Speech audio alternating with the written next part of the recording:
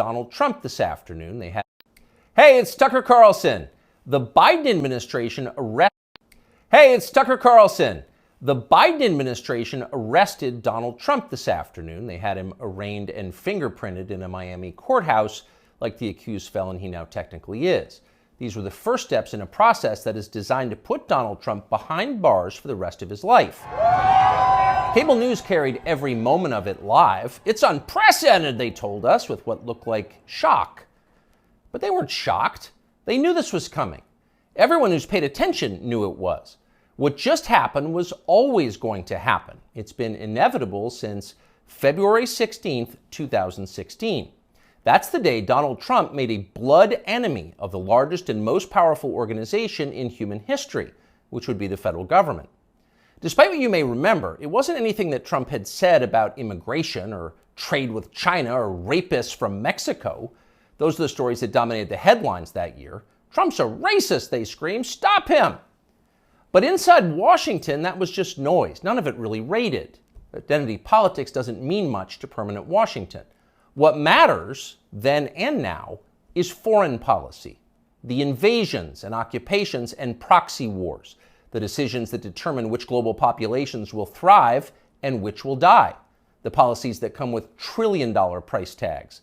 The ones that, over time, have made the counties around D.C. the richest suburbs in the world. In Washington, that's what actually matters. And it's obvious when you look carefully. When there's a debate about anything else, for example, the debt ceiling, both sides take their assigned positions and they start yelling. But when Congress decides to start a war, no matter how foolish or counterproductive or obviously disconnected from America's core interests that war may be, when that happens, the leaders of both parties automatically jump behind it like circus clowns.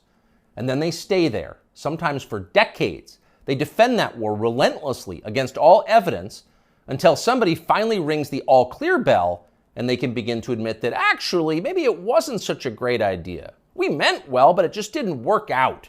The good news is we've learned a lot of important lessons. In the end, they usually do say something like that, but only after emotions have cooled and the damning details have begun to fade from collective memory. It's an apology that's not actually an apology, much less repentance, and it's years too late to matter in any case. But until then, that's all you're getting. Until then, no dissent is allowed. That's the first rule of Washington. But somehow Trump didn't bother to follow it.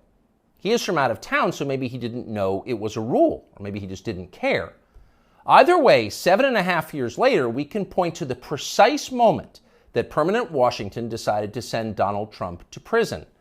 Here it is. It's from the Republican candidates debate in Greenville, South Carolina. We should have never been in Iraq. We have destabilized the Middle East. They lied. They said there were weapons of mass destruction. There were none, and they knew there were none. There were no weapons of mass destruction. All right. We should never have been in Iraq, Trump said. We destabilized the Middle East. Now, by the time Trump said that, a lot of Republican primary voters were starting to reach the same conclusion. How could they not? But it was the next line that doomed Trump to today's arrest.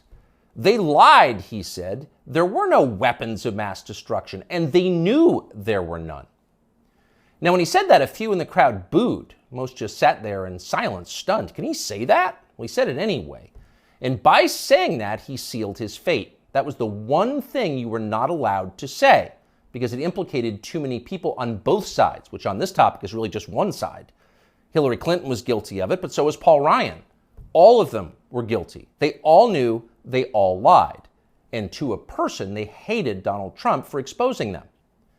After that, it was pretty clear that even if he did get elected president, Trump was going to have a very hard time controlling the federal government he was supposed to be in charge of. Most of permanent Washington decided that thwarting Trump was the single most important mission in their lives. Everything depended on it. Many of them said so publicly. But others didn't say so publicly. In fact, the stealthier ones took another path. They ran toward Trump, not away from him. They sucked up to him. They ingratiated themselves with the man they intuitively understood was susceptible to flattery, which Trump is. And they did this in order to subvert his new administration from the inside.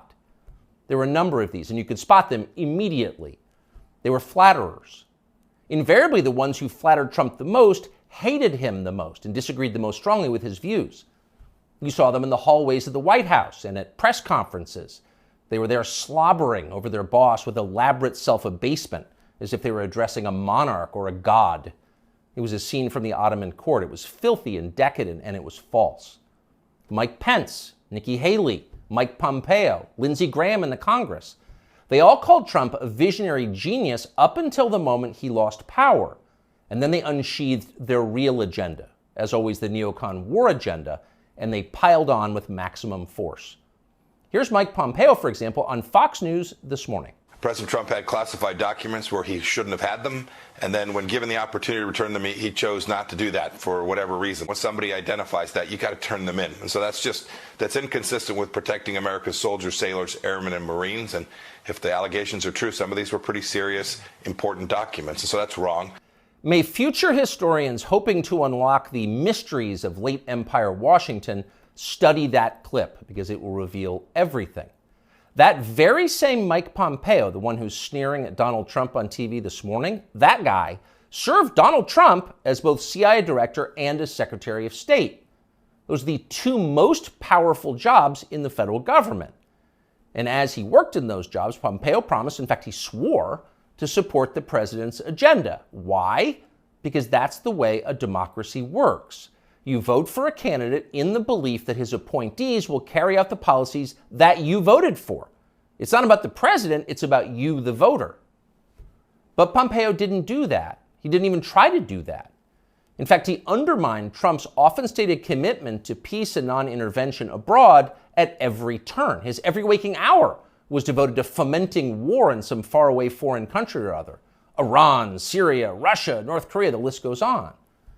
But rather than telling Trump that he disagreed with his ideas, as a man would, Pompeo toadied up to Trump, a man he despised, in the oiliest, most over-the-top way imaginable. Ask anyone who worked in that White House at the time. Who is the appointee most likely to tell Donald Trump on a daily basis that he was handsome, virile, sleek, and powerful? Mike Pompeo. That will be the consensus answer. Those of us who saw firsthand Pompeo's relentless kowtowing will never forget it. It was indelibly repulsive. No one with self-respect could do something like that. But Mike Pompeo did it effortlessly, with relish and verve. Now, this same person is telling Fox News viewers that he fears for the safety of our military, our soldiers, sailors, airmen, and Marines, in the approved phrase, because Donald Trump took some classified documents home and didn't immediately return them to the National Archives? What a lie that is. Mike Pompeo knows that's a lie. He spent his entire life in Washington. Washington is a city where internal memos about Labor Day are classified because everything is classified. Your government has classified more than 1 billion federal documents, most of them boring and pointless and a danger to no one, and locked them away in secret where you can't see them because you may be an American citizen, but not really, and therefore you don't have the necessary clearances to know what's going on. And by the way, none of this is done in order to make America safer, any more than COVID restrictions were designed to keep you healthy. No, it's a caste system. That's the point. And you're the untouchable in this hierarchy. Mike Pompeo knows that. Everybody who works in Washington knows that. How many secret documents do you think Dick Cheney took home with him while he was running the Iraq War? How many did his wife read? She never had a clearance. We'll never know the answer because there is no chance Dick Cheney will ever be investigated or his staffers will be told to wear wires in his presence. He will never be indicted for this. Of course not. Dick Cheney is a neocon. Donald Trump is not. Dick Cheney supports war with Russia. Trump does not. That's the difference. The rest is just a distraction. The prosecution of Donald Trump is transparently political. He's literally Joe Biden's main political opponent. He's polling over 60% among Republican voters right now. So Joe Biden is doing what no president has ever dared to do. He's using law enforcement to lock up his chief rival. That's happening right now. Anyone who denies it's happening is lying to you. But actually, it's worse than that. Trump's prosecution isn't just political, it's ideological. Nobody with Trump's views is allowed to have power in this country. Criticize our wars and you're disqualified. If you keep it up, we'll send you to prison. That's the message Washington is sending. Not just the Democratic Party is sending, but both parties are sending. Like so many Republicans, for example, the supposedly conservative governor of Texas, Greg Abbott, spent yesterday totally ignoring the destruction of the American justice system. Instead, he signed a highly important bill called the Crown Act, which, according to the celebratory tweet Abbott sent commemorating it, will, quote, prohibit discrimination based on textures and hairstyles historically associated with race. In other words, in Texas, cornrows are now protected by law. Having unapproved views about Ukraine is not. That's fine with most elected Republicans. They find Trump tiresome and embarrassing. Their donors hate him.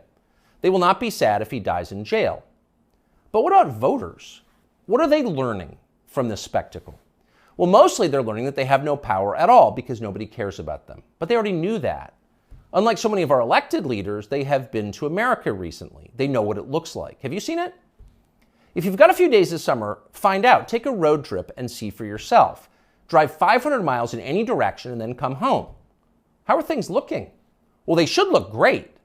The federal government spent $6.5 trillion last year. That's more than any government has ever spent, ever. So at the very least, you would expect pristine public roads. Oh no, that's not what you see when you drive around this country. There are potholes and Jersey barriers everywhere. Looks like Tegucigalpa before the Chinese decided to rebuild the infrastructure of Honduras. We don't have China buying our roads. So they're falling apart. You'd think the people you would pass on your road trip would look happy and prosperous. Again, this is a very rich country. But a lot of them don't. Quite a few appear to be strung out on drugs. You see them shuffling by shuttered storefronts in small towns. And you wonder, as you see all of this, where did all the money go? It's certainly not here. Well, it's in Washington. It's in Fairfax and Loudoun counties, and in leafy, perfectly manicured Northwest D.C. And of course, a huge chunk of it went to Ukraine, to Zelensky and his friends. Not because you voted for that. You didn't vote to give it to them. You never would. But because Joe Biden and his many allies, from Chuck Schumer to Mitch McConnell to Paul Ryan, and every single news anchor on all of television, all of them believe that Ukraine, its borders, its future, its infrastructure are all more important than the town that you live in. They sincerely think that, and it's obvious. Everyone in power thinks that, except for Donald Trump. Whatever else you say about him, Trump is the one guy with an actual shot at becoming president who dissents from Washington's long-standing pointless war agenda. And for that one fact, they're trying to take Trump out before you can vote for him. And that should upset you more than anything that's happened in American politics in your lifetime. Even if you don't plan to vote for Donald Trump, even if you would die before voting for Donald Trump, which is your right, and a lot of good people feel that way, even still, the destruction of our democracy, which is the right of voters to support any candidate they want, even candidates who don't want war with Russia, the destruction of that should keep you up at night. Yes, Donald Trump is a flawed man, but his sins are minor compared to those of his persecutors. In this life, we don't get to choose our martyrs. We can only choose our principles, and America's are at stake. Younger people say the news is full of lies.